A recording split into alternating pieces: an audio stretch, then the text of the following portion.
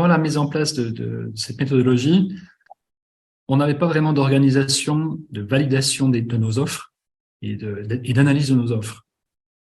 Suite à cette formation et cette méthodologie, on a mis en place sur toutes nos revues d'offres, on applique systématiquement la démarche.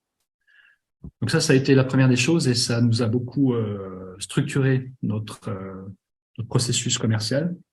Et si je peux me permettre, avant de te laisser continuer, qu'est-ce qui faisait que l'ancienne méthode, enfin la méthode traditionnelle en fait que vous appliquiez, était moins efficace?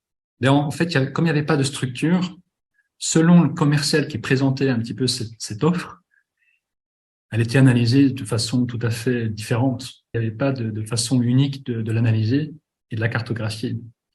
Et donc, en utilisant une même méthode, on a les mêmes réflexes en fait.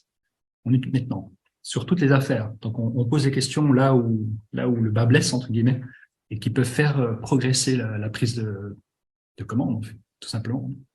On améliore le taux de transformation parce qu'on cible davantage notre action commerciale. Et ça, c'est pas dans cette revue-là, en fait, on questionne les points de vigilance, les lacunes même de la cartographie pour dire on a besoin de renforcer encore la cartographie pour améliorer notre connaissance du centre d'achat et orienter encore plus notre argumentaire commercial, en fait. Donc, en gros, vous avez, grâce à la méthodologie, vous avez réussi à vous dégager d'une certaine façon, évidemment pas à 100%, mais de la négociation où seul le prix est important, pour identifier des attentes clients sur lesquelles la valeur va devenir le point clé, n'est-ce pas? Exactement, c'est exactement ça. La valeur et puis être sûr qu'on satisfait exactement les besoins du client sur tous les aspects et pas uniquement l'aspect financier. Souvent, l'aspect financier n'est qu'une toute petite partie de ces critères de choix. On va retrouver le niveau de service, on va retrouver l'ergonomie, la facilité de la maintenance, tous ces éléments-là. Et tous ces éléments-là, selon la cartographie, peuvent avoir une influence plus ou moins différente, pas uniquement le prix.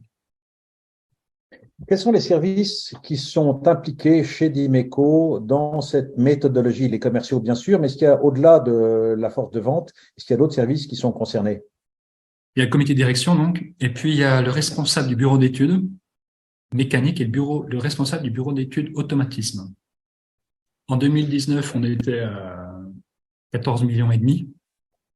Et aujourd'hui, on est sur une base de prise de commande à 21 millions, quasiment 20, presque 22. Le fait de structurer la démarche, oui, je pense qu'au début, il y a eu un peu de retenue, un peu en disant, bon, est-ce que c'est nécessaire de faire ça? Et puis, sur un ou deux cas, on a vu que ça apportait en fait énormément dans l'échange entre le commercial, la partie technique et puis le comité de direction.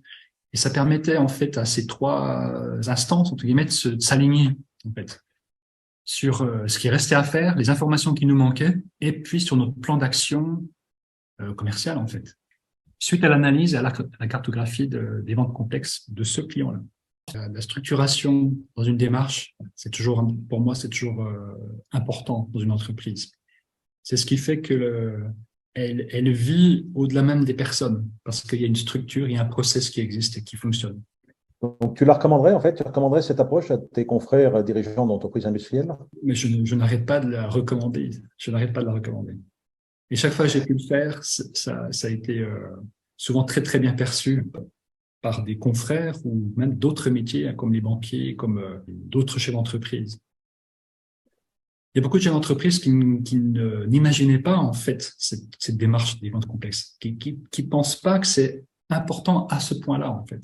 Et ça, c'est quand même assez fort, je trouve.